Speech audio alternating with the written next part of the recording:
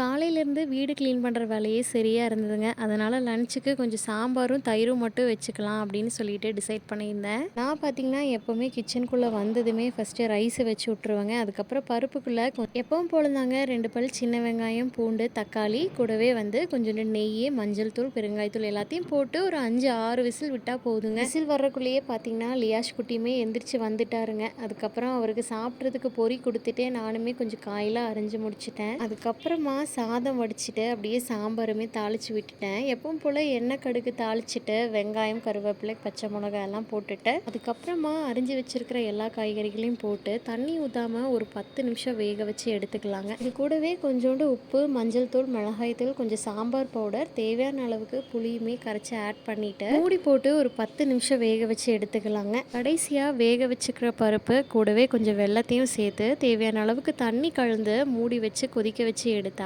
சாம்பார் ரெடிங்க. இப்போல்லாம் கதவு ஓப்பன் பண்ணி வச்சுருந்தாவே போதுங்க, சார் பாட்டுக்கு வெளியே ஓடிடுறாரு. இவரை கட்டுப்படுத்தவே முடியல. அதனால் லியாஷ் குட்டியோட அப்பா பார்த்திங்கன்னா இந்த மாதிரி ட்ரப்புக்குள்ளே உட்கார வச்சுட்டு காய போட்ட துணியெல்லாம் எடுக்க போயிட்டாரு. லாஸ்ட்டாக சாப்பிட்டுட்டு கிச்சனையுமே க்ளீன் பண்ணியாச்சுங்க. இந்த வீடியோ பிடிச்சிருந்தா லைக் பண்ணிவிடுங்க. மறக்காமல் என்னோடய சேனலை ஃபாலோ பண்ணிவிடுங்க. நன்றி.